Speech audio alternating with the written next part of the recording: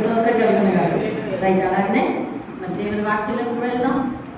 సమయం వ్యర్థం చేయొద్దు. చూడండి, అసలు వాక్యానికి సమయం ఉండట్లేదని సాక్ష్యాలను వెనక్కి తోసి చూడండి వాక్యం ముందుకు జరిగితే మళ్ళీ నేను వేదికకు వచ్చేసరికి 10:20 అయిపోతుంది సమయం.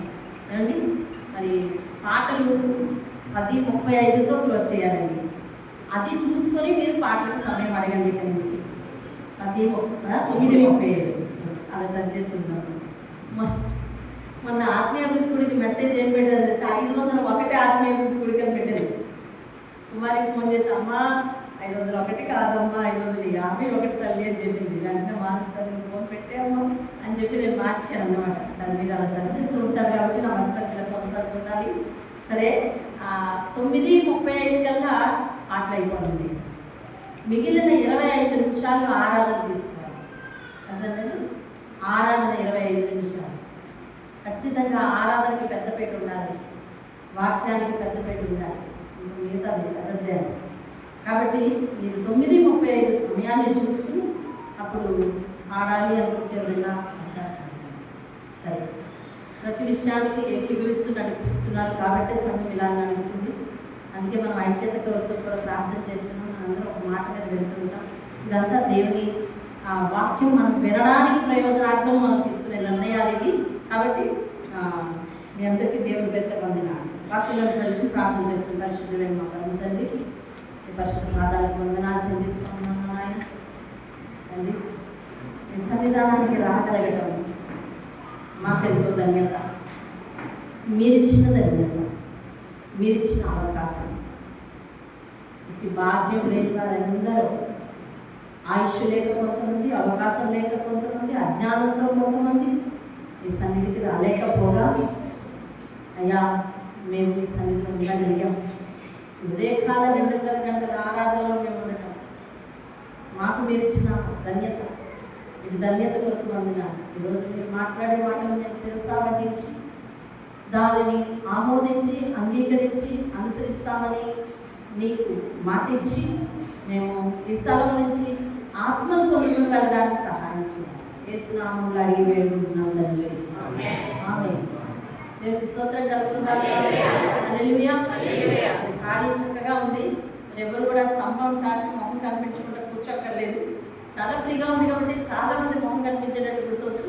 సరే, దేవుడి వాక్యాలకు వెళ్దాం. దేవుడు మరి మా మధ్య సజీవుడుగా ఉన్నాడు. సజీవుడుగా ఉన్నాడు. ఆయన సజీవుడు. దేవుడు ఎవరండి? ప్రభువైన యేసయ్య మనకు సజీవుడుగా ఉన్నాడు. దేవుని స్తోత్రం. అది ఎవరో చెప్తే మనం వినింది కాదు, చరిత్ర చెప్తుంది. దేవుడు సజీవుడు. దేవుని స్తోత్రం. దేవుడు సజీవుడు. ఆయన సమాధి మాత్రమే చరిత్రలో తెరవబడిన సమాధి. ఆయన సమాధి మాత్రమే చరిత్రలో తెరవబడిన సమాధి. ఆయన మరణించి 3వ దినమున తిరిగి లేచి, దానికి ఒక పదం వాడుతున్నాం మనం. బైబిల్లో ఒక పదం చెప్తుంది, చెప్పండి. పునరుద్ధానుడయ్యాడు. దేవుని స్తోత్రం. దేవుడు మరణించి పునరుద్ధానుడై. ఈరోజంతా మీకు తెలిసిన వాక్యం. దేవుడు మరణించి ఎవరి కోసం మరణించాడు? కారణం నేనే కనిపిస్తున్నాను అక్కడ కదా. ఎవరి కోసం మరణించాడమ్మా? కారణం నేనే కనిపిస్తున్నాను. అంటే నా పాపముల నిమిత్తము ఆయన మరణించి కదా, మరణించి పాతి పెట్టబడి అనగా సమాధి చేయబడి కదా, తిరిగి లేచెను. మరణించకపోతే నాకు ప్రయోజనం లేదు. దేవుడు మరణించాలి కదా, మరణించాడు. ఎవరి నిమిత్తం?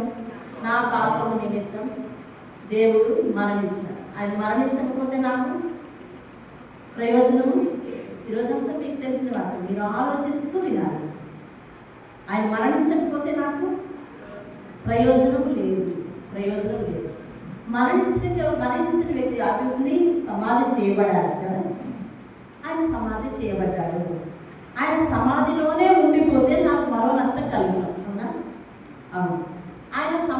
గెలిచి లేచాడు కాబట్టి, మరణాన్ని గెలిచి లేచాడు కాబట్టి యథాలాపనగా వెళ్ళదు వార్త అటెన్షన్ దేవుని మాట, దేవుని మాట. మరణించి తిరిగి లేచాడు, మరణాన్ని జయించాడు కాబట్టి రేపొద్దున నేను మరణించిన తర్వాత నా ఆత్మను మరణం బంధించి ఉంచలేదు, దేవునిలో తిరిగి నన్ను బ్రతికిస్తుంది. ఎందుకంటే నా దేవుడు మరణాన్ని జయించిన దేవుడు. ఇవన్నీ అవర్ ప్రివిలేజెస్, మన ప్రతిష్టలు. ఇవన్నీ దేవుడు మనకిచ్చిన గొప్ప, ఇదంతా దేవుడు మనకిచ్చిన భాగ్యం, దేవుడు మనకిచ్చిన ధన్యత. ఏంటండి? దేవాది దేవుడు నా కోసం మరణించడం నా ధన్యత. దేవాది దేవుడు నా పాపముల నిమిత్తం మరణించాడు, నా ధన్యత. మరణించి ఉండిపోయి ఫినిష్ అవ్వలేదు. దేవాది దేవుడు నా నిమిత్తం నన్ను మరణం నుంచి జయించుట కొరకు, జయింపచేయుట కొరకు ఆయన తిరిగి మరణం నుంచి తిరిగి లేచాడు. సజీవుడు, దేవుని స్తోత్రం. ఆ సజీవునితో నేను రానున్న కాలంలో ఆయనతో పాటు జీవించబోతున్నాను. నా కోసం ఓకే? అందరంతేనా? అందరంతే చెప్పండి. అందరం కూడా ఆ సజీవునితో సజీవంగా మనం ఆయనతో సహవాసం చేయబోతున్నాం. దేవుని స్తోత్రం. హల్లెలూయా. ఇది కూడా మనకు ప్రివిలేజ్, మనకు ఒక ప్రతిష్ట, దేవుడిచ్చే ఒక అద్భుతమైన బహుమానం. దేవుని స్తోత్రం.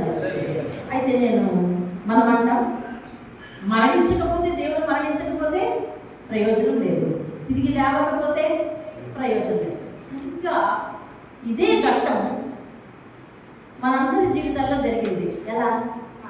బాప్తిస్మం ద్వారా. ఏది? మనలో బాప్తిస్మం తీసుకున్న వాళ్ళు దేవునికి చేయి చూపిద్దామంటే మీ అందరి జీవితంలో జరిగిన ఘట్టం ఏం తెలుసా?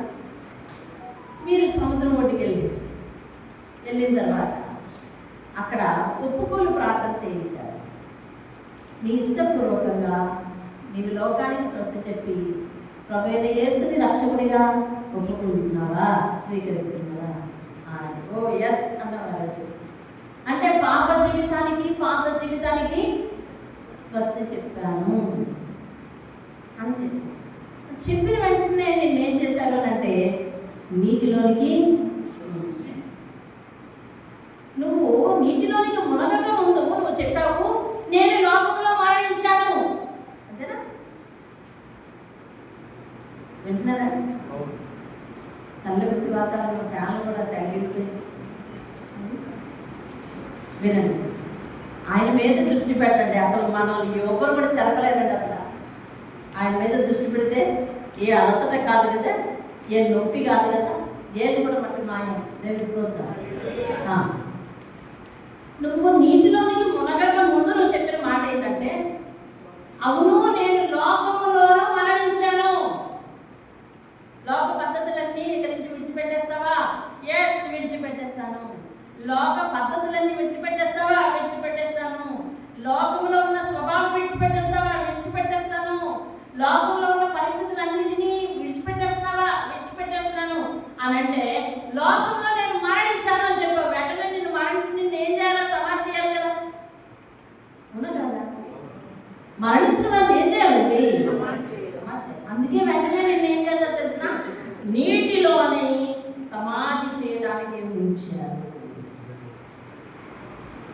అక్కడతో నువ్వు ఆగిపోతే ఆగలేదు. మనం నీటిలో నుంచి మళ్ళీ రిజర్వ్ అయ్యాము, పునరుద్ధానం చెందాము. క్రీస్తు మృతతుల్యమైన శరీరము మన పాపముల కొరకు బలి ఇచ్చి మరణించి సమాధి చేయబడి తిరిగి సజీవుడుగా, మృత్యుంజయుడుగా, మన రక్షకుడుగా, ఆత్మల రక్షణ ఇచ్చేవాడుగా ఆయన నిలబడిపోయాడు, లేచిపోయాడు, సమాధిలో నుంచి లేచాడు. దేవునికి స్తోత్రం కదా. అయితే నువ్వు సముద్రంలో నుంచి బయటికి లేచేటప్పుడు నీ స్వభావము నూతన స్వభావము. అవునా?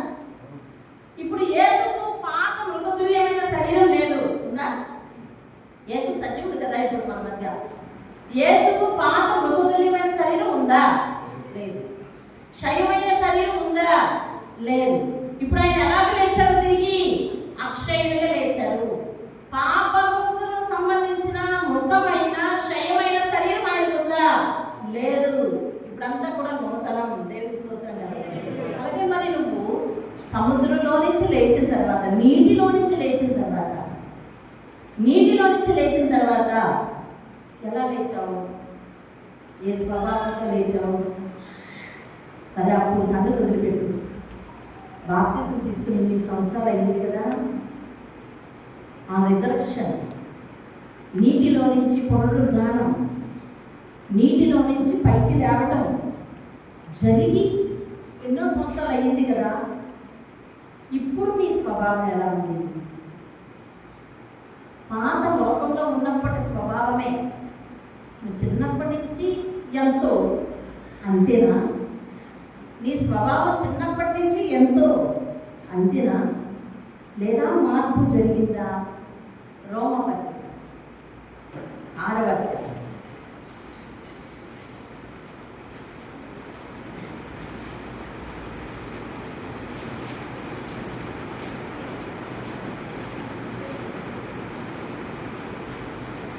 10వ వచనాన్ని నేను చదువుతున్నాను. 6:10 నేను చదువుతున్నాను. సహకరించని తక్కువ సమయం. ఏలయనగా ఆయన చనిపోవుట చూడగా పాపము విషయమై ఒక్కమారే చనిపోయాను కానీ ఆయన జీవించుట చూడగా దేవుని విషయమై జీవించుచున్నాడు. అటువలే మీరును పాపము విషయమై మృతులుగాను దేవుని విషయమై క్రీస్తు యేసునందు సజీవులుగా మిమ్మును మీరే ఎంచుకొని, నేను కంటిన్యూ చేస్తున్నాను దాన్ని, ఎంచుకొని 12వ వచనం, శరీర దురాశలకు లోబడినట్లుగా చావునకు లోనైన మీ శరీరమందు పాపమును ఇప్పుడు ఏలనీయకుడి. ఎందుకంటే దాన్ని ఏం చేశారు మీరు? సమాధి చేశారు. ఇప్పుడు దేవుని విషయమే సజీవులుగా మనం లేచినప్పుడు పాప సంబంధమైన దురాశలు మళ్ళీ మన శరీరాన్ని ఏలుతున్నాయంటే మనము పునరుద్ధానం అయినట్ట? Are you resurrected in Jesus Christ? యేసుక్రీస్తులో నీవు పునరుద్ధానం చెందావా? దేవునిలో నువ్వు పునరుద్ధానం చెందావా? లోకంలో మరణించానన్నావు, ఓకే. దేవునిలో సజీవంగా లేవాలి. మనము దేవునితో పాటు యుగయుగములు ఉండబోతున్నాము. దేవునితో యుగయుగములు ఉండే మనము బాప్తిసం తర్వాత, ఆ ఘట్టం తర్వాత పాత అలవాటే కానీ పాత స్వభావమే కానీ, ఇందాక శృతివాక్యంలో కూడా వచ్చినట్టుంది. అలాగనే పాత స్వభావమే కానీ పాత అలవాటే కానీ పాత ఆచారమే కానీ, మీరు ఇంకా నాటు మాటలో చెప్పాలంటే పాత బుద్ధులు ఏది కూడా నేను ఇప్పుడు ఏడకూడదు. ఎందుకంటే అవి పాపమునకు లోనైన స్వభావాలు అంటావా. అందుకని పాపము మిమ్మల్ని ఏడనీయకుడి అని దేవుడు వాక్యం. పౌలు రాసిన పదాలన్నీ కూడా చాలా కఠినంగా ఉంటాయి. వాటిని అర్థం చేసుకోవాలి. క్రీస్తు ఒక్కమారే మనందరి పాప విషయమే చనిపోయాడు. మనం కూడా మన పాపముల విషయమే ఒక్కసారి చనిపోవాలి. ఎప్పుడది? బాప్తిసం ముందు క్రీస్తు పాతి పెట్టబడ్డాడు. ఎస్, మనం కూడా నీటిలో పాతి పెట్టబడ్డాము. ఈ ఘట్టం బాప్తిసం తీసుకున్న అందరికీ కామనే కదా. ఇప్పుడు నీటిలో నుంచి లేచి నీకు పాత స్వభావంతో లేవడానికి వీల్లేదు. అలా అయితే రిజర్వేషన్ అవ్వలేదు. నీకు క్రీస్తులో నువ్వు లేవలేదు. బాప్తిసం అంటే వచ్చేసావంతే తప్ప మారలేదు. పైగా నువ్వు నేను ఎవరికో తెలుసా? రేపొద్దున సజీవుడితో యుగయుగములు కలిసి నివసించబోతున్న వారు. పాత స్వభావం చనిపోయిందని చెప్పి బాప్తిసం తీసుకుని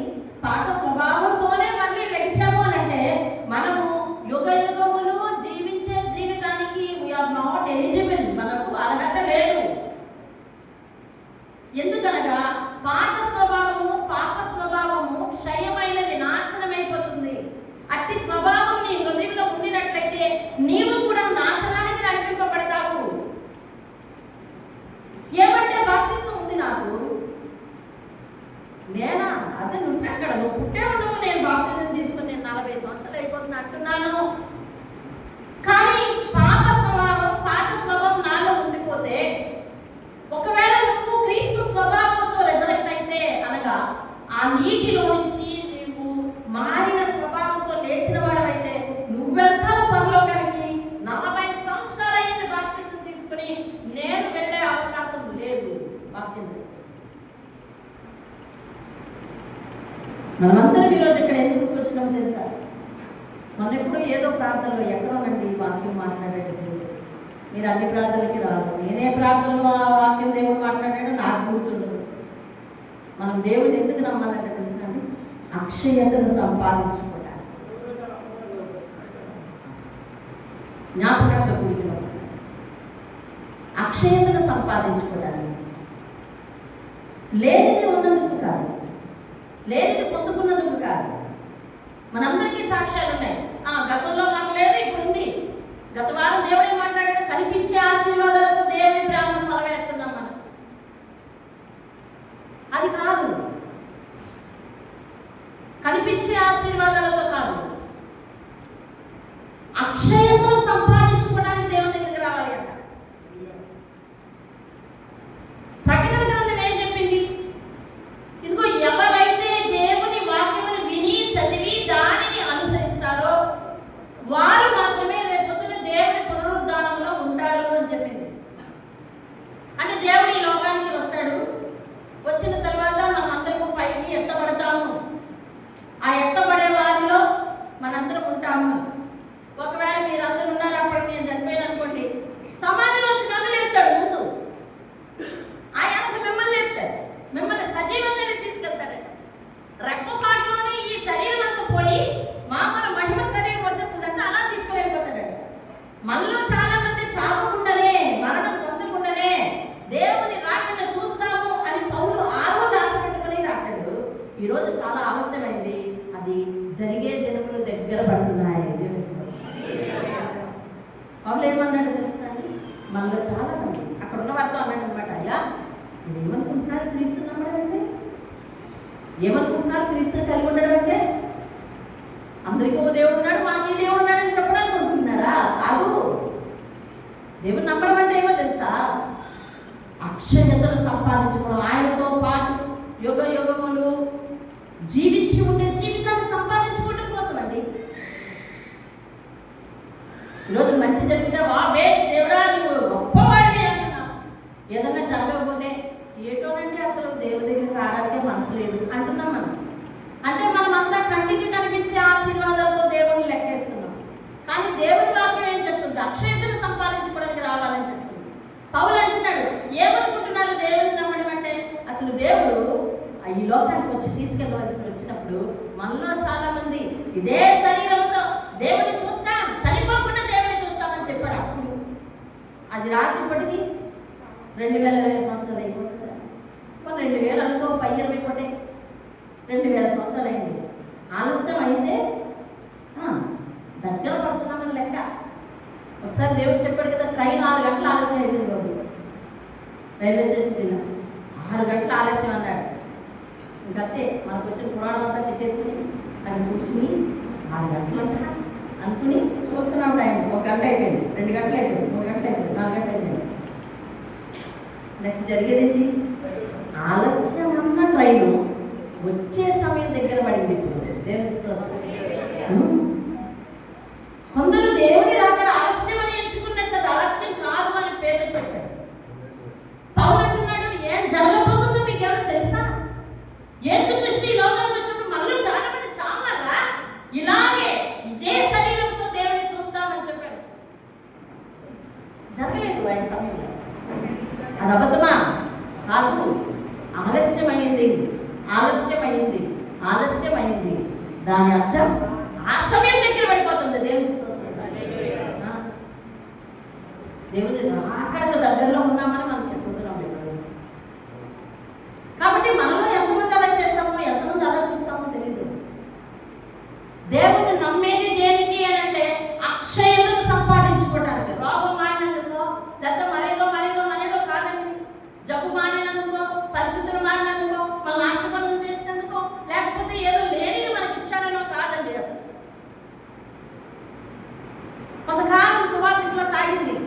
ఇదిగో నీకు ఉద్యోగం లేదు, దేవుడు ఉద్యోగం ఇస్తాడు. ఇదిగో నీకు ఆ ఇల్లు లేదు, దేవుడు ఇల్లు ఇస్తాడు.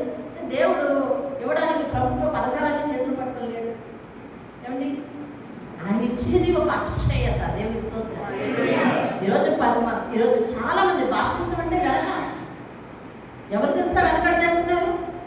ఎవరు తెలుసా బాప్తిసం అంటే వెనకడిగేస్తున్నారు? బాప్తిసం తీసుకున్న వారే బాప్తిసం ఇప్పించడానికి వెనకడిగేస్తున్నారు. అక్షయతను సంపాదించుకోవడానికి చేసే ప్రక్రియ దేవుని స్తోత్రం. అక్షయతను సంపాదించుకోవడానికి మనము దేవుని దగ్గరికి రావాలి కదా. అయితే ఇప్పుడు ఏం చెప్తున్నాడు? మీ దేహమందు పాపం ఇంకా ఏలుతూ ఉండినట్లయితే మీ రిజరక్షన్ సరైన రిజరక్షన్ కాదు. పాత అలవాటు ఇంకా ఉండిపోయిందా? ఉండిపోయిందండి. పాత అలవాటు ఇంకా ఉండిపోయిందా? ఉండిపోయింది. పాత పరిచయం ఇంకా ఉండిపోయిందండి. పాత స్వభావం ఉండిపోయిందా? ఉండిపోయింది. పాత దగ్గర వదలలేదా? వదలలేదు. అయితే నువ్వు ఇంకా పాత పెట్టబడ్డ పరిస్థితిలోనే ఉన్నావు. దేవుడు మాట్లాడుతున్నాడు. అయ్యా వచ్చే వారం వాక్యం ఏమిటి అని అంటే దేవుడు మాట్లాడుతున్నాడు. Are you resurrected in Jesus Christ are buried in the under the sin అంటున్నాడు.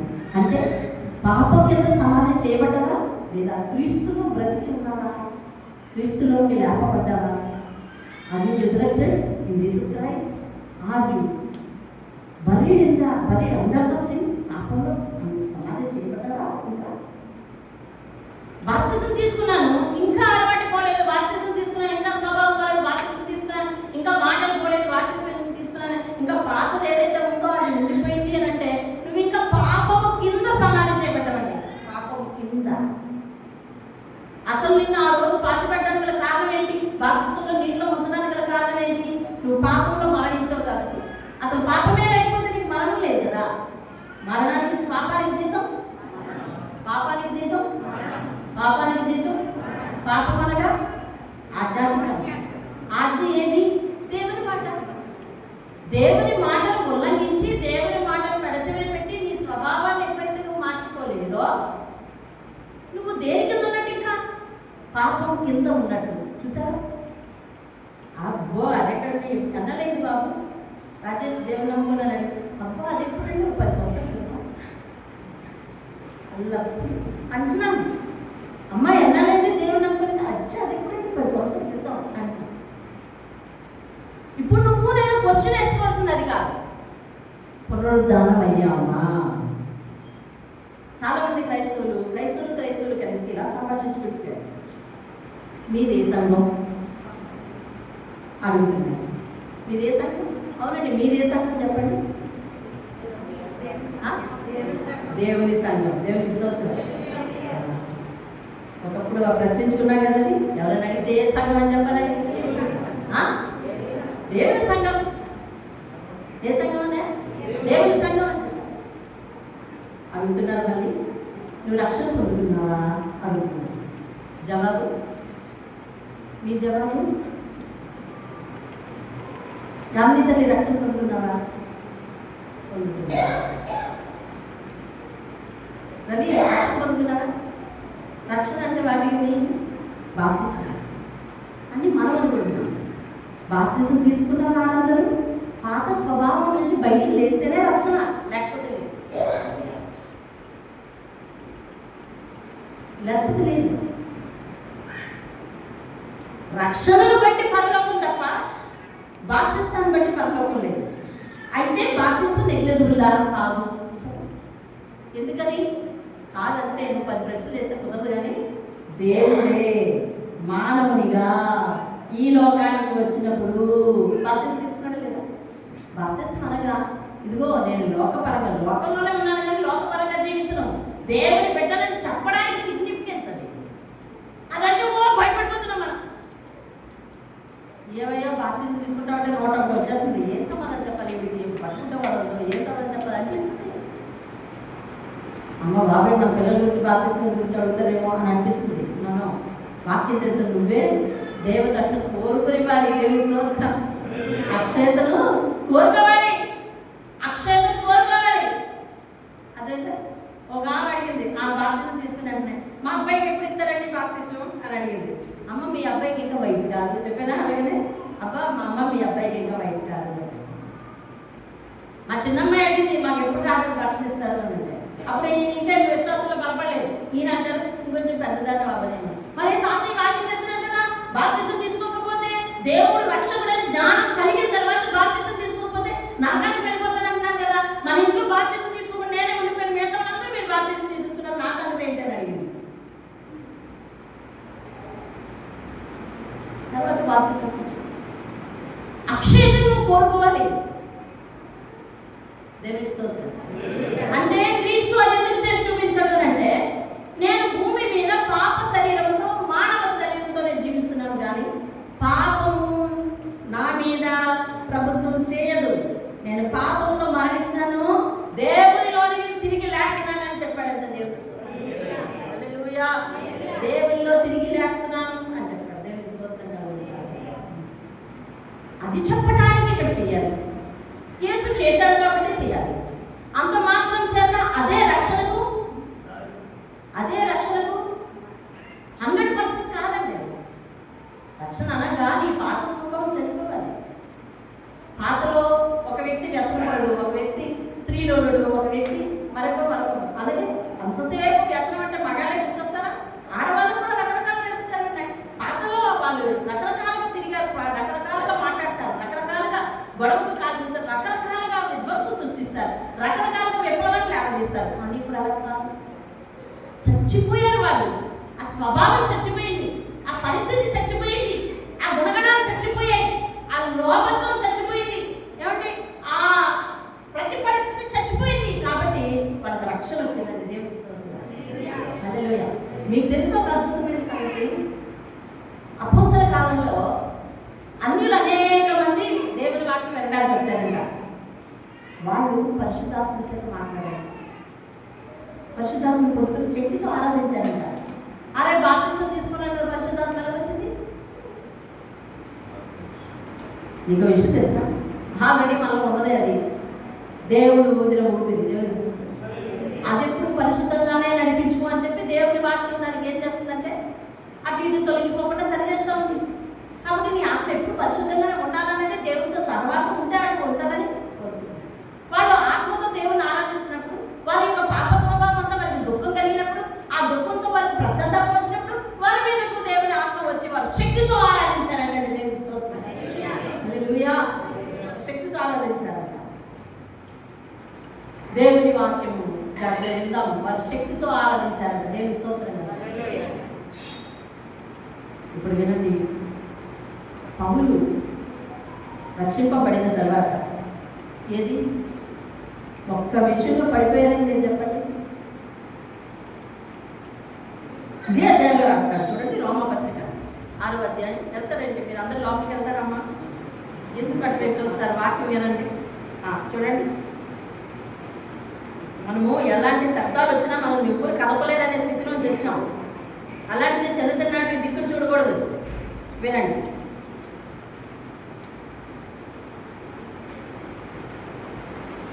మొదటి కొరింథీయులకు రాసిన పత్రిక చూద్దాం, అందులో ఉంటుంది బాగా.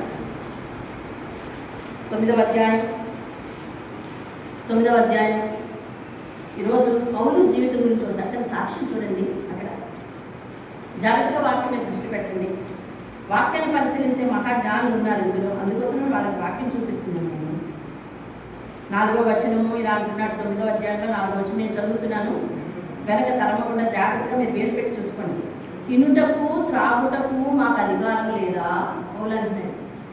ఎక్కడ పడితే అక్కడ తినేయడానికి, ఎక్కడ పడితే అక్కడ తాగేయడానికి మాకు అధికారం లేదా? ఉంది. తక్కిన అపోస్తలుల వలె, అంటే మిగిలిన ప్రభు యొక్క సేవకుల వలె, ప్రభు యొక్క సహోదరుల వలె. అప్పుడు అపోస్తలులో ఎవరెవరు ఉన్నారని? క్రీస్తు యొక్క బ్రదర్స్, యేసుక్రీస్తు తోడ పుట్టినవారు, మరియమ్మ పుట్టినవారు, యేసేపు వివాహం అయిన పుట్టినవారు ఉన్నారు కదా, వాళ్ళు ఉన్నారు అపోస్తలు. క్రీస్తు చనిపోయిన తర్వాత వాళ్ళకి మెలకు వచ్చింది, వాళ్ళు దేవుడు ఉన్నారు. అదే కదా, వాళ్ళు ఉన్నారు అపోస్తలుగా. సంఘం విడిచిపెట్టి దేవుని సేవకు వచ్చిన వాళ్ళు ఉన్నారు. యేసు ప్రభు శిష్యులు ఉన్నారు. అందుకని అంటున్నాడు పౌలు, అంటున్నాడు అపోస్తలులాగా, ప్రభు యొక్క సోదరులాగా, కేఫా వలె.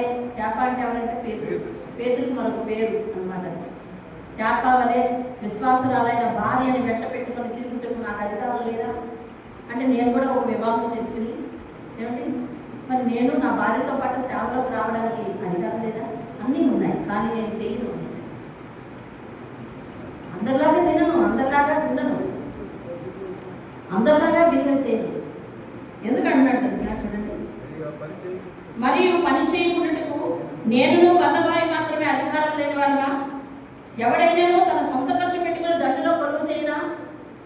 సొంత ఖర్చు పెట్టుకుని సేవలోకి వెళ్తున్నాడంటే, పరిచర్యలోకి వెళ్తున్నాడంట. చూడండి, మందును కాచి ద్రాక్ష తోట వేసి దాని ఫలం తినని వాడేవాడు? పౌలించి సాక్ష్యం. పౌలు ఎందుకు ప్రభులోకి వచ్చాడు? అధికారాన్ని విడిచిపెట్టి వచ్చిన తర్వాత అధికారం మీద ధనం మీద దాహం ఉండదా? కానీ ఆయనకి లేదు. నేను ఇవెందుకు చదువుతున్నానంటే ఆయనకి లేదు దాని మీద దాహం. అధికారం విడిచిపెట్టి వచ్చాడు, ధనాన్ని విడిచిపెట్టి వచ్చాడు. అవునండి, ఇప్పుడు ధనం మీద ఆయనకి ఆశ లేదు. అంటే అప్పుడు అది వదిలిపెట్టేశాడు. కాబట్టి ఇప్పుడు సంఘం వస్తే సంఘం అందరూ ఇస్తే ధనం ఏమైనా కూర్చుకుందాం అనుకుంటున్నాడా? లేదు. ఈయన ఏమంటాడంటే, ద్రాక్ష తోట వేసిన వాడు ద్రాక్ష కూడా తింటాడు కదా, మరి సంఘాన్ని నేను నడిపిస్తున్నప్పుడు సంఘం ఇచ్చేది నేను తినాలి కదా, మరి మీరు ఎవరైనా ఇస్తున్నారంటే ఇవ్వలేదు. కాబట్టి వాళ్ళు సంఘం వాళ్ళు కూడా ఇవ్వలేదు. సంఘం వాళ్ళు కూడా 10 వంతులు ఏమీ ఇవ్వలేదు కాబట్టి ఈయన చెప్తున్నాడు ఏమని తెలుసా? ద్రాక్ష తోట వేసిన వాడు ద్రాక్ష ఫలం తినడా? మందును కాచిన వాడు మందపాలు తాగడా? ఇవన్నీ లోకాచారాన్ని బట్టి చెప్తున్నానా? 9వ వచనం చూడండి, కళ్ళం తొక్కుచున్న ఎద్దుకి మూతికి చిక్కం పెట్టద్దని ధర్మశాస్త్రంలో రాయబడింది కదా. అంటే పొలాన్ని ఏమండి తొక్కుచున్న ఎద్దు ఉంటుంది కదా, నూర్పిడి అంటారు కదా, గింజలు నూర్పిడి. దానికి ఏం చేస్తారంటే పంటంతా కోసి ఒక దగ్గర పెట్టి పశువు చేత తొక్కిస్తారు. అవును కదా? అలా తొక్కుతున్నప్పుడు, అది కష్టపడుతున్నప్పుడు అది మేత తినాలా వద్దా? తినాలి. మరి దాని గురించి చక్కగా కట్టేస్తే నువ్వంతా కష్టపడిపోయిన తర్వాత బయటకు వచ్చేసిన తర్వాత గింజలని నీకు ఎన్ని పెట్టాలి అన్నీ పెడతాను. అప్పటి వరకు నువ్వు మూతి పెట్టడానికి వీలు లేదు. దాని మూతి చక్కగా కట్టచ్చా? అలా కట్టకూడదు, అది పాపం అని ధర్మశాస్త్రంలో రాసి ఉంది. మరి వాక్యం చెప్పేవారికి మరి దేవుని మీకు ఇచ్చిన ఆస్తిలో 10వ వంతు ఇవ్వాలని, లేదా దేవునికి అన్ని కానుకలు ఇవ్వాలని మీ అందరికీ తెలుసు కదా. మీరు ఇవ్వట్లేదు. అయినా నేను అడిగానా? నేను కళ్ళం తొక్కుతున్నాను, నా మూతిని చిక్కం కట్టారు, అయినా కూడా ఇది పశువుల గురించా దేవుడు చెప్పింది కాదు, మానవుల గురించి చెప్పాడు అని చెప్పి అంటున్నాడు. చూడండి, కేవలం చూడండి అని మోషే ధర్మశాస్త్రంలో రాయబడి ఉన్నది కదా. దేవుడు ఎట్ల కొరకు విచారిస్తున్నాడా? కేవలం మన కొరకు దీన్ని చెప్తున్నాడా? అవును, మన కొరకే కదా ఈ మాట రాయబడిన. 11వ వచనం, మీ కొరకు ఆత్మ సంబంధమైనవి మేము విత్తుచుండగా. చూసారా, ఏ సంబంధమైన పంట విత్తుతున్నాడంటే? డబ్బును ఆశించాడా? ఏమండి, డబ్బును ఆశించాడా? ఆశించాడు.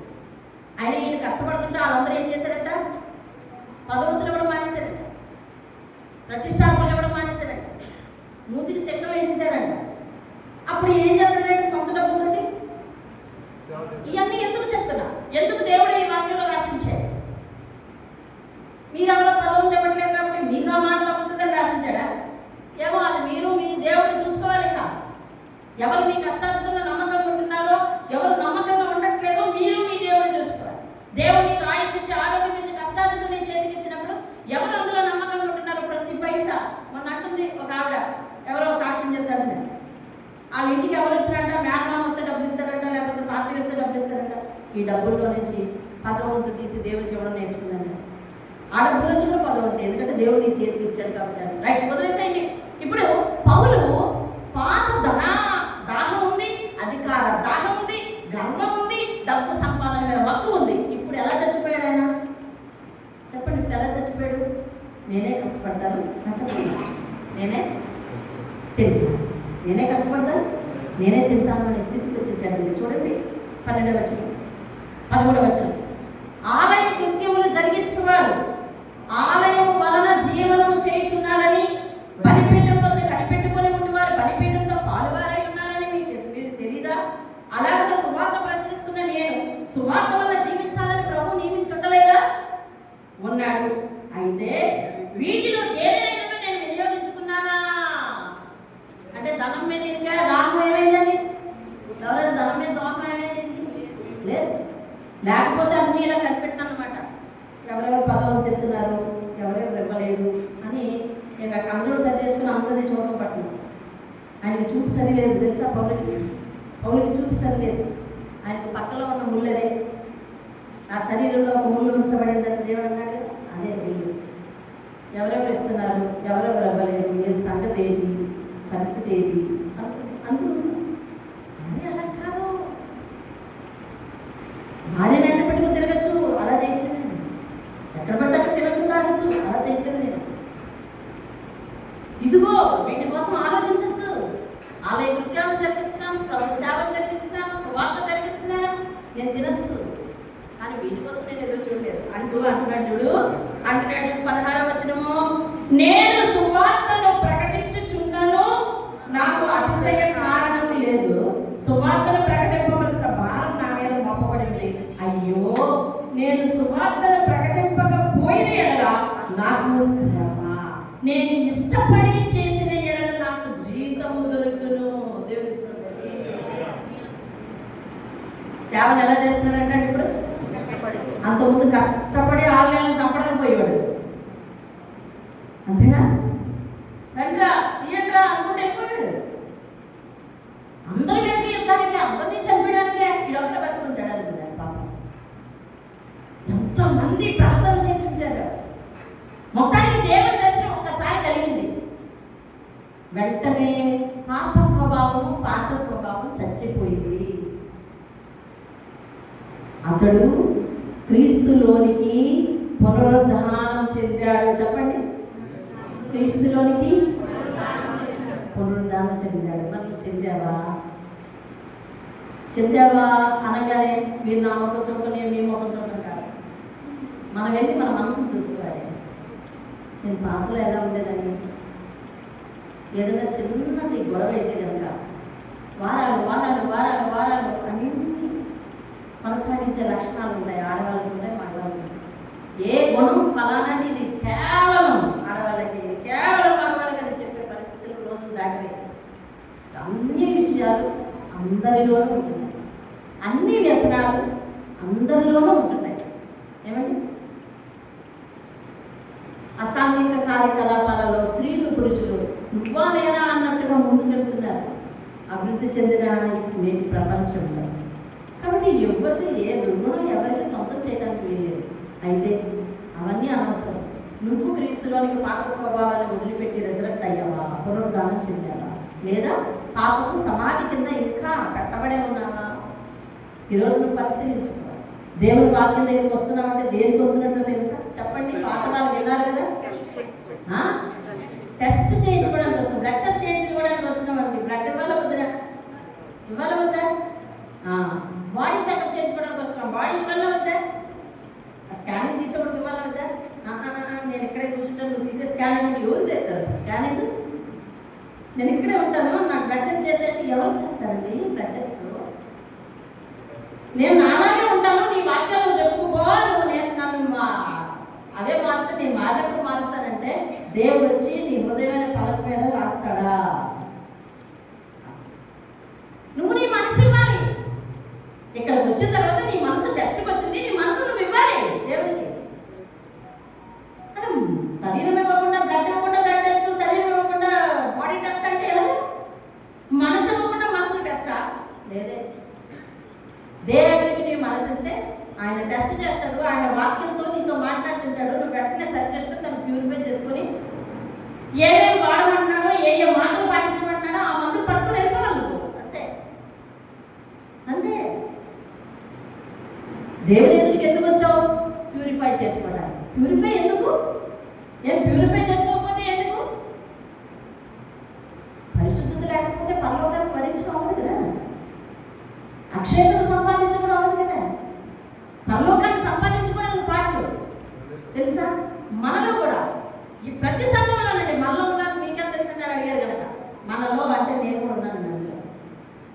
అదేనా? మనలో అంటే నేను కూడా ఉన్నాను. వినబడే ప్రతి వాక్యానికి నేను ఫస్ట్ బద్దురాలను, నేను లెక్క అప్పచెప్పవలసిన దానను. కాబట్టి ఏ వాక్యంలో నుంచి కూడా ఇది మాకే అన్నారని నన్ను వేరు చేయొద్దు, నేను ఇందులో ఉన్నాను. అర్థమవుతుంది అందరికీ ఈ వాక్యము చెప్పేవారికి ఫస్ట్. ఇందులో ఎట్టి రాజీ లేదు, వినేవారికి తర్వాత. చెప్పావా లేదా ఒక లెక్క, పాటించావా లేదా రెండు లెక్కలు నేను. మీరు పాటించావా లేదా అనే లెక్క ఒకటే మీరు.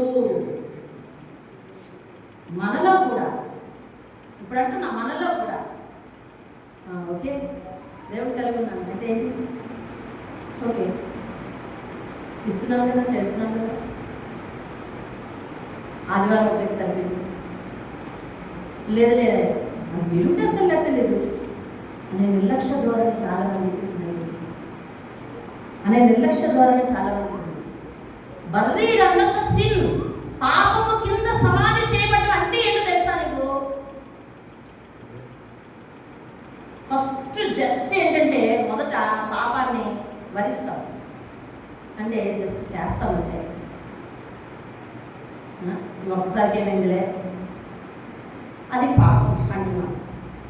ఇక్కడ విశ్వాస గణం మనం కదా, విశ్వాసంగా మారిపోయిన మనం ఏం చేస్తాం తెలుసా? ఒక్కసారి మందిరాన్ని మానేసాం,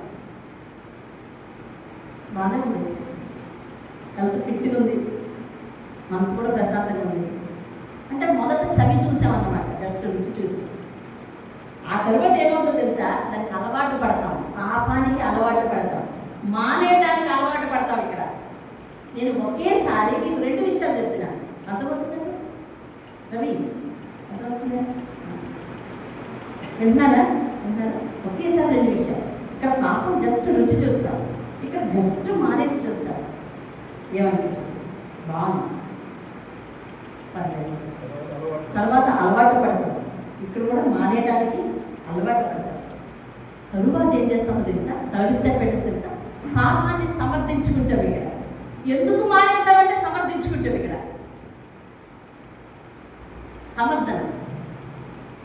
సమర్థించుకుంటాం ఖచ్చితంగా. ఒకసారి మానేస్తాం, తర్వాత అలవాటు పడిపోతాం.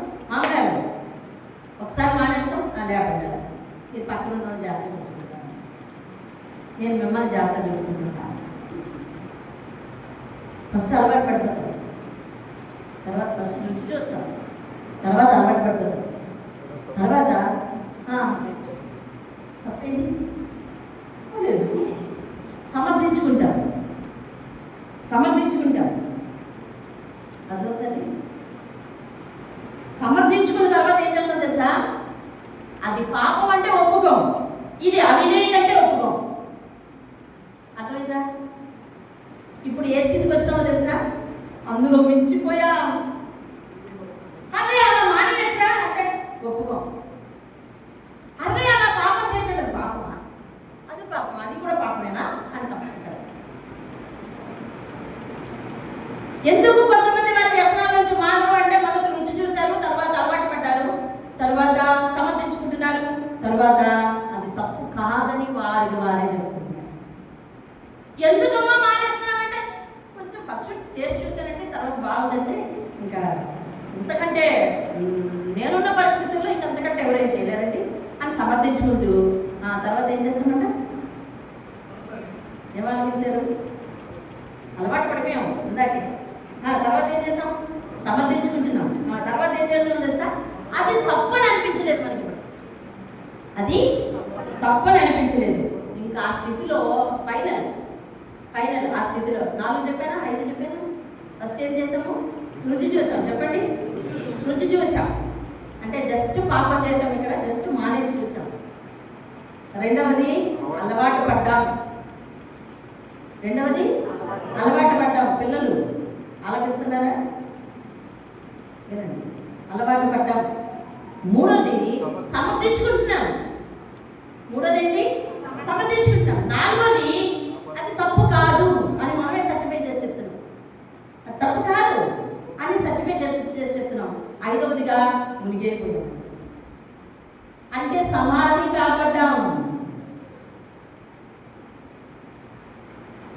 సిన్ నీ మీద ఓవర్ రూల్ చేస్తుంది. ఇప్పుడు పాపము నీ మీద అధికారం చలాయిస్తుంది, అవినీతి నీ మీద అధికారం చలాయిస్తుంది. ఇక్కడ చర్చ మానేశ్వరుల మీద ఏం జరుగుతుంది తెలుసా? పాపం అధికారం చలాయిస్తుంది, అవినీతి అధికారం చలాయిస్తుంది. పాపంలో మునిగిపోయిన వాడి మీద పాపం అధికారం చలాయిస్తుంది.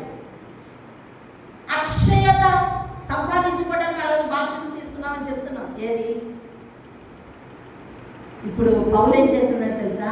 తన సొంత దీని మీద డబ్బు అనే ఆశ లేకుండా దేవుని కోసం పరిగెడుతున్నాడండి. ఇప్పుడు ఏమంటున్నాడు తెలుసా? అయ్యో సువార్త ప్రకటించకపోతే నాకు శ్రమ, అందుకని నేను దాని మీద దృష్టి పెట్టాను. ఎవరేమిస్తున్నారు, ఎవరేం చేయట్లేదని నేను దృష్టి పెట్టలేదు. మీరందరూ నా మూతికి చెక్కం పెట్టేసి ఇదిగో మీరు ఇవ్వవలసి ఇవ్వలేదు, కానీ నేను దాని మీద దృష్టి పెట్టలేదు చెప్తున్నాను. కొరింథీలు 2 కొరింథీలు 17 అధ్యాయం 5వ అధ్యాయం 17 వచనం చూడండి. 5వ అధ్యాయం 17 వచనం.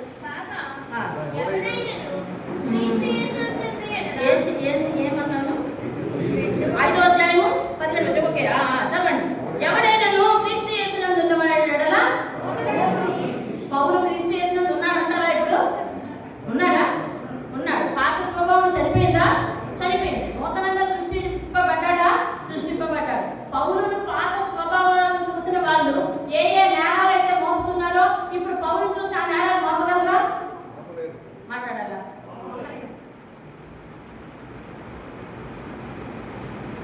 ఒకసారి కళ్ళు తేల్చాలి మీరు అందరూ. తెచ్చారు, తెలిసిన వాళ్ళు తెచ్చారు. మీరు చెప్పండి. ఇప్పుడు నువ్వు నరహంతకుడురా అన్నారు గతంలో, ఇప్పుడు అనగలరా? నువ్వు దుర్మార్గుడురా అన్నారు, ఇప్పుడు అనగలుగుతారా? అంటే పాత సాక్ష్యం ఏమైపోయింది? పాత సాక్ష్యం చచ్చిపోయిందండి. నీలో పాత సాక్ష్యం చచ్చిపోతేనే ఇప్పుడు నువ్వు క్రీస్తులో పునరుద్ధానం చెందినట్టు. క్రీస్తులో పునరుద్ధానం చెందకుండా విను. నేను ముగింపు వస్తున్నాను, ముగించాలి, తప్పదు, మరి సమయం లేదు కదా. అంతే, ఇప్పుడే సమయం లేదంటే సాయంత్రం గంట ఆరాధనకు వచ్చే వాళ్ళకి అసలు సమయం ఉండట్లేదండి వాళ్ళు. నేను పరిగెడతా చెప్తాను కొంత మొక్క, వాళ్ళు పరిగెడతా ఇదంతా కొంత మొక్క వెళ్ళిపోతున్నారు. కాకపోతే వాళ్ళకి కుదరక ఒక ఆత్మసంతృప్తి, మందిరంలో అడుగుపెట్టి వచ్చామని అంతే తప్ప. ఏదేమైనా దేవుడు ఒక మంచి అవకాశాన్ని ఇచ్చాడు మనకి. లేకపోతే మందిరంలో అడుగుపెట్టలేకపోయాము, అక్కడ కుదరలేదు అని ఆత్మన్యూనత భావంతో ఉండవలసి వచ్చేది. సరే, పాత స్వభావం లేదు. ఇప్పుడు పునరుద్ధానం చెందకుండా, అంటే పాత పరిస్థితులను విడిచిపెట్టకుండా నేను రక్షణ పొందానో అన్నది ఎవరికి లేదు. శ్యామ్ రక్షణ పొందావా అని అడిగితే నువ్వు కాన్సన్ట్రేషన్ పెట్టాల్సింది దేని మీద? దీని మీద పెట్టాలి. అడుగుతున్నారు మీ దేశంలో అంటే ఏదేదో పెద్ద పొడుగు ఉంది, అలా పొడుగు చెప్పారా పేరు? మీరు కూడా మీ చర్చ్ పేరేంటని అడిగితే పేరు చెప్పండి తప్ప అంతవరకు దేవుడి సంఘం అని చెప్పండి. రక్షణ పొందావా అంటే పొందానండి. భాషతో మాట్లాడతావా అని అడుగుతున్నారు. తర్వాత అయ్యో ఎప్పుడు మా పాస్టర్ గారు చేయలేదు, మేము చేయలేదు. ఒకే దేవుడు కొంతమందికి కొన్ని వరాలు ఇస్తారు. ఒక్కొక్క వరం ఒక్కొక్కరిని వేయాలతో ఉంటుంది. ఒక్కొక్క వరం చేత ఒక్కొక్కరిని అభిషేకిస్తూ ఉంటాడు. అన్నిటికీ అందరూ ఫీల్ కావాల్సిన అవసరం లేదు. ఆత్మ పొందుకోవడం అంటే కరెక్ట్గా వివరణ ఇచ్చాడు బైబిల్లో. అపోస్తల కార్యక్రమం 1వ అధ్యాయంలోనే వారు పరిశుద్ధాత్మను పొందుకున్నారు కనుక శక్తి చేత ఆరాధిస్తున్నారని అన్నారంటే పరిశుద్ధాత్మ పొందుకున్న వారు క్రమంగా ఉంటారని అన్నాడు. పరిశుద్ధాత్మ పొందుకున్న వారు పాపానికి స్వస్తి చెప్తారు. పరిశుద్ధాత్మతో నడిపింపబడుతున్న వారు పాపం జోలికి వెళ్ళలేరు. పాపంతో నడిపింపబడుతున్న వారు పరిశుద్ధాత్మ నడిపింపడానికి రాలేరు.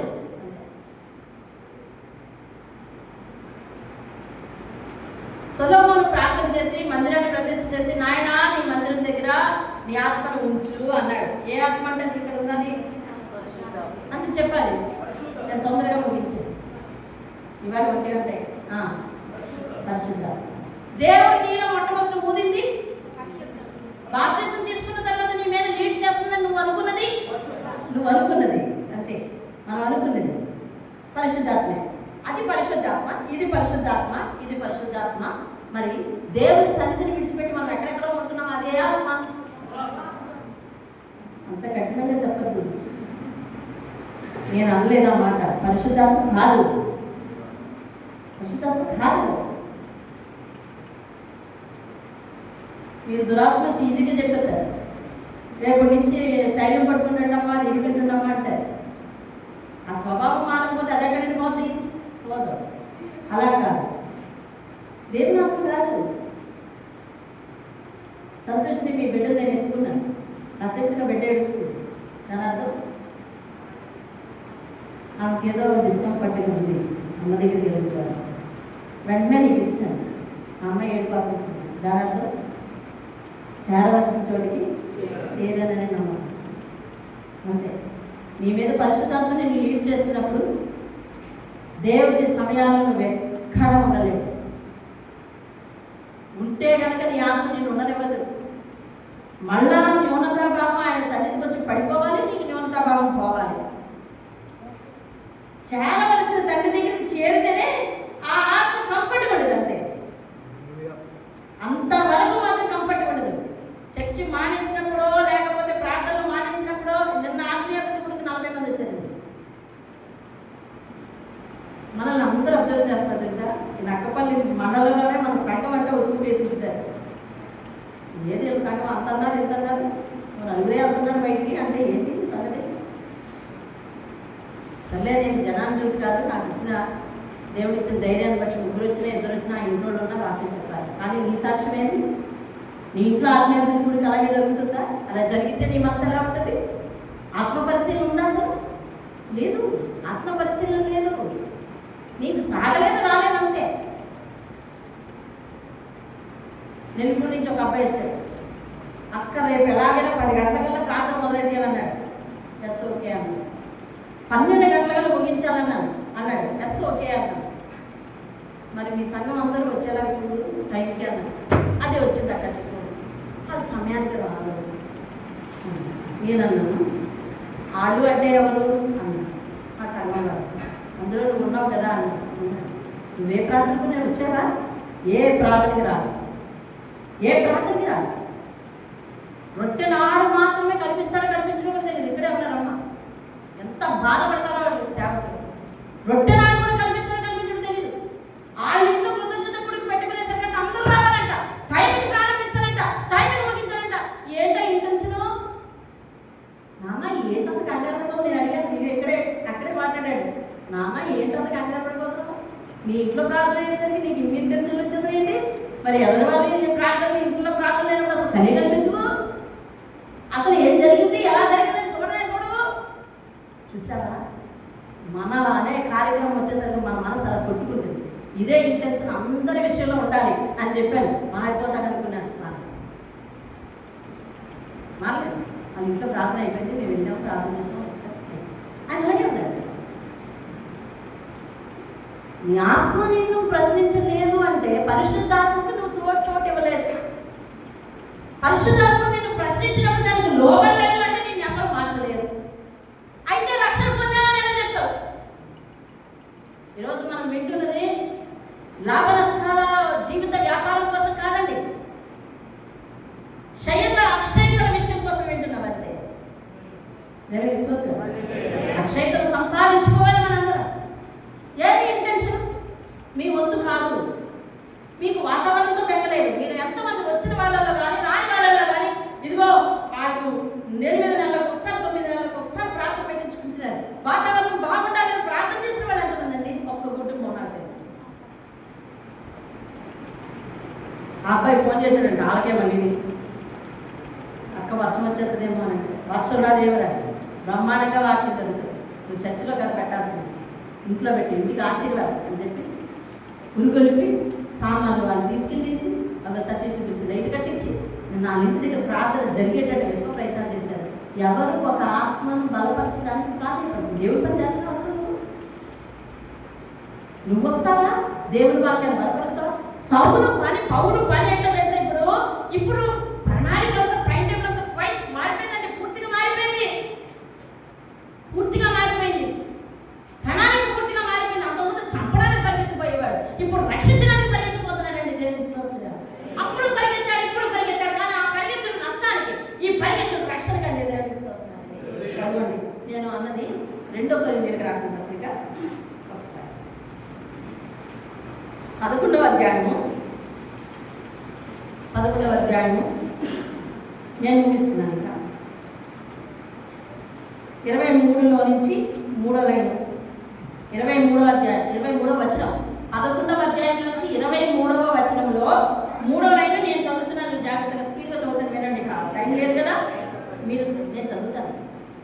మరి విశేషంగా ప్రయాసపడితిని, మరి అనేక పర్యాయములు చెరసాలలో ఉంటిని, అపరిమితముగా దెబ్బలు తింటిని, అనేక మార్లు ప్రాణాపాయంలో ఉంటిని, యూదుల చేత 5 మార్లు ఒకటి తక్కువ 40 దెబ్బలు తింటిని, 3 మారు బెత్తములతో కొట్టబడితిని, ఒకసారి రాళ్లతో కొట్టబడితిని, 3 మారు ఓడ పగిలి శ్రమపడితిని, ఒక రాత్రి పగలు సముద్రంలో గడిపితిని, అనేక పర్యాయములు ప్రయాణములోను, నదుల వలన ఆపదల్లోను, దొంగల వలన ఆపదల్లోను, నా స్వజనుల వలనైన ఆపదల్లోను, అన్యజనుల వలనైన ఆపదల్లోను, పట్టణములో ఆపదలను, అరణ్యములో ఆపదలను, సముద్రములో ఆపదలను, కపట సహోదరుల వలన ఆపదల్లోను ఉంటిని. ప్రయాసముతోను, కష్టముతోను, తరచుగా జాగ్రత్తతోను, ఆకలి దప్పులతోను, తరచుగా ఉపవాసంతోను, చలితోను, దిగంబరత్వంతోను ఉంటిని. ఇంకా చెప్పాల్సిన అనేకలు ఉన్నాయి. ఇవి కాక సంఘమును గూర్చిన చింత ఉందా నీకు? సంఘం గురించి ఏమున్నదంటే చింత. ఇప్పుడు చెప్పు, నీలో ఉన్నది పరిశుద్ధాత్మ, ఏ ఆత్మ? రక్షణ వచ్చిందా లేదా? ఏ సంఘానికి వెళ్తున్నా బోర్డు పక్కన పెట్టండి. నీకు రక్షణ లేకపోతే ఏ బోర్డులు పనిచేయగలదు? రక్షణ ఉందా లేదా? అతను మారిన తర్వాత సంఘాన్ని బట్టి చింత ఉందంట. ఇన్ని బాధలు పడుతున్నాడు. అంత ముందైతే అతను ఇలా ఉండడానికి ఉందా ఎవరైనా? అసలు అది ఎదురు మీకు వచ్చి కనిపించడానికి ఉందా? ఇప్పుడేమో అందరి చేత తింటున్నాడంటండి. నేను అంటున్నా, స్వభావం మారింది. అంతకుముందు నలుగురు కొడేసేవాడు, ఇప్పుడు క్రీస్తు సువార్త నిమిత్తం దెబ్బలు తింటున్నాడు. స్వభావం మారిపోయింది. మీ స్వభావం మారితే మీకు రక్షణ వచ్చేది. మీరు దేవుడి మందిరానికి దూరంగా ఉన్న పరిస్థితులు, కాకలేక పరిస్థితులు వచ్చినప్పుడు మందిరంలో ప్రార్థన జరుగుతుంది, సంఘం తరపున ప్రార్థన జరుగుతుంది, నువ్వు ఎక్కడ కూడా ఉదాసీనంగా ఉండలేకపోతున్నావు అంటే నీ మీద పరిశుద్ధాత్మ తొందర పెడుతుంది, పని చేస్తుంది. లేదు మానితే అలవాటు అయిపోయిందండి అని, అది పెద్ద తప్పు కాదండి, ఈ సందర్భంలో ఎంతకంటే ఏం చేయగలమండి, మరి అది వదిలిపెట్టి ఎలా రాగలమండి, ఇలా నేను సమర్థించుకుంటున్నామంటే కాసేపటికి కొన్నాళ్ళ తర్వాత అందులోకి మునిగిపోతావు. అర్థం చేసుకో. దేవుని రక్షణ. ఉనేసేమని ఒక దొంగ ఉన్నాడు, మీకు తెలుసా? ఫిలోమోను సంఘంలో ఉనేసేమో దొంగ ఉన్నాడు, దొంగతనం చేశాడు. పౌలు గారేమో సువార్త ప్రకటిస్తున్నందుకు ఆయన జైలు వేశారు. ఉనేసేపు దొంగతనం చేసేందుకు ఈయన తీసుకెళ్ళి జైలు వేశారు. ఇద్దరిని ఒక దాంట్లో వేశారు. మంచి కోయిన్సిడెన్స్. పౌలు పక్కన వెళ్ళబడ్డాడు. అరే ఉనేసేమో, ఎలా ఉనేసేపు వెళ్ళవచ్చావు అన్నాడు పౌలు. దొంగతనం చేశాను. ఎక్కడ? శిష్యుడు ఫిలోమోను ఇంట్లో దొంగతనం చేశాడు. ఆ సంఘంలో ఉండేవాడు, పౌలు తెలుసు. తీసుకుని పడేశారు. ఇందులో ఇద్దరు మొహమాటం చేసుకుంటున్నారు. అయ్యో పౌలు గారు ప్రైజ్ కొనేసాము, ప్రైజ్ ఏదిలో వచ్చావు? దొంగతనం చేశానండి. ఎక్కడా? మన ఇంట్లోనే. ఎవరింట్లో? ఫిలోమోను ఇంట్లోనే చేశారు. అలా కాదురా, కూర్చోవచ్చు. ఇప్పుడంట ప్రభువు కోసం మనం చనిపోవటానికైనా సిద్ధంగా ఉన్నాడంట. ఉద్దేశం దేవుని స్తోత్రం. అంటే సంఘంలోకి ఎలా వచ్చాడు అతను? మారబట్టే. వింటున్నారా? ఉనేసేమో ఫిలోమోను సంఘంలోకి ఎందుకు వచ్చాడు? మారబట్టే. మారేమో అనుకున్న తర్వాత దొంగతనం అనే లక్షణం అతనిలో ఉండిపోయింది. ఏ లక్షణం ఉండిపోయిందండి? దొంగతనం అనే లక్షణం ఉండిపోయింది. ప్లీజ్ కొంచెం సమయం అయింది, వినండి. దొంగతనం అనే లక్షణం ఉండిపోయింది లోపల. బయటకు వచ్చింది ఇదో సమయం. నువ్వు వదిలిపెట్టకుండా ఉన్న లక్షణం నీలో నుంచి ఏదో రోజు మొక్క దొరుకుతుందండి. అది నీలో నుంచి ఏదో రోజు చికిరిస్తుంది. అది కోపమైనా సరే, అది ఆవేశమైనా సరే, అది భూతులైనా సరే, అది పాపమైనా సరే, అది అలవాటైనా సరే, అది ఏదైనా సరే.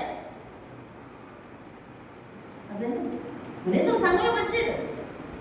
ఎవరు సంఘంలో కావాలంటే ఫిలోమోను సంఘం అంటున్నాడు. రక్షణ పొందామంటే ఓఎస్ రక్షణ పొందానంటే దొంగతనం చేశాడు. దొంగతనం చేసి పారిపోతున్నప్పుడు ఎందుకో పోలీసులు పట్టుకొని, రోమా ప్రభుత్వ అధికారులు పట్టుకొని చెరసాలు వేశారు. మళ్ళీ గిరేస్తే మళ్ళీ ఎక్కడ పడ్డాడంటే పౌలు దగ్గర పడ్డాడు. పౌలు మార్చి ఉత్తరం రాసి ఫిలోమోనుకే రాస్తున్నారు. ఏ ఇంట్లో దొంగతనం చేశాడో ఆ ఇంటి వాళ్ళకే రాస్తున్నాడు. అయ్యా, ఈ ఉనేసేమో పాత ఉనేసేమో కాదు, ఇతడు నీకు నిష్ప్రయోజనమైన వాడు కాదు, ఇప్పుడు నీకు నాకు కూడా ప్రయోజనమైన వాడు అయిపోయాడు, కాబట్టి చేర్చుకో. ఏమంటాడండి? నా ప్రాణం వంటి వాడు అతను ఇప్పుడు అంతగా మారిపోయాడు, నీ యొద్దకు తిరిగి పంపిస్తున్నాను, చేర్చుకో ఫిలోమోను. దేవునికి స్తోత్రం.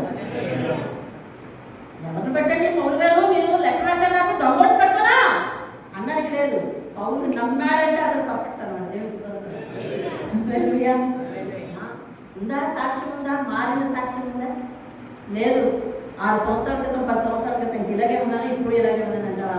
అయితే రక్షణ లేదు. రక్షణ లేకపోతే అక్షయత లేదు. అక్షయ లేకపోతే పరలోకం లేదు. పరలోకం లేకపోతే ప్రభుత్వ సహవాసం లేదు.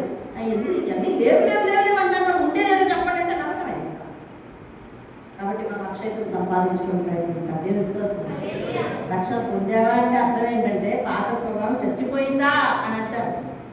Are you resurrected in Jesus Christ are buried under the sin అని దేవుడు అడుగుతున్నాడు. నువ్వు క్రీస్తులో పునరుద్ధానం చెందావా లేక పాపము అడుగున పాతి పెట్టబడి ఉన్నావా? దేవుని స్తోత్రం.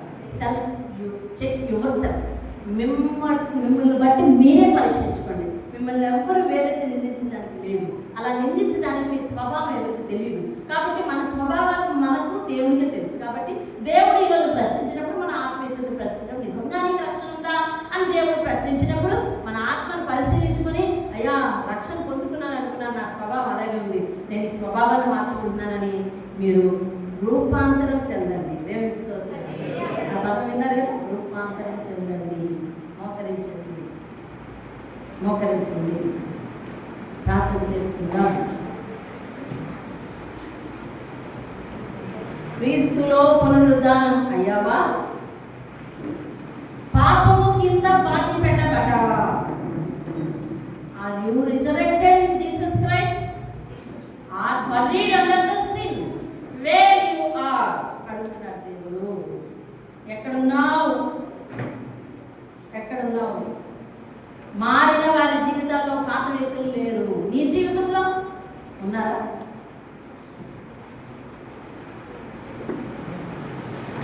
పాతది కొత్తమైంది.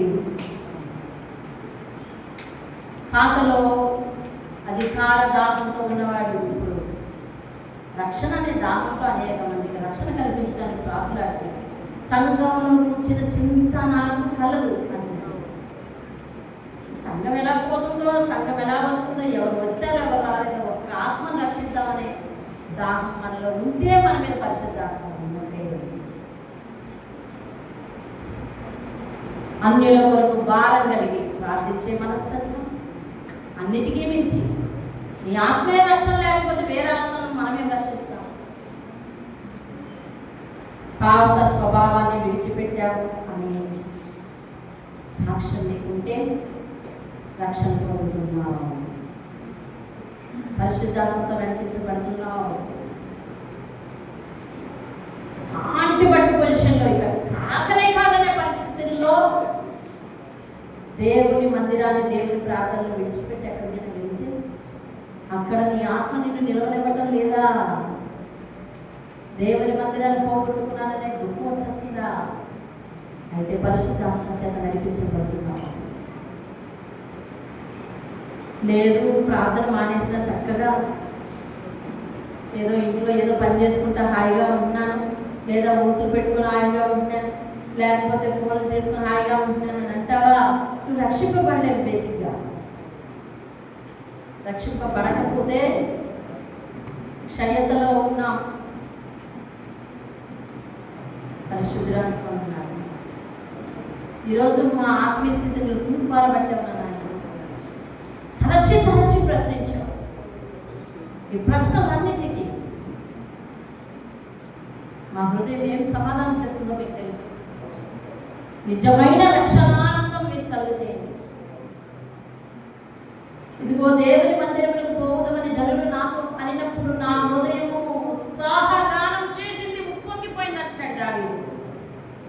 కానీ దేవుని సన్నిధిని మానుతున్నా, ప్రార్థనలు మానుతున్నా ఏవి అనిపించటం లేదు అనే ఆత్మ మంచిది కాదని మీరు హెచ్చరించారు. వీటన్నిటిని బట్టి మేము రక్షణలో ఉన్నామో, పరిశుద్ధాత్మ లీడ్లో ఉన్నామో లేదో సరి చేసుకోమన్నారయ్యా.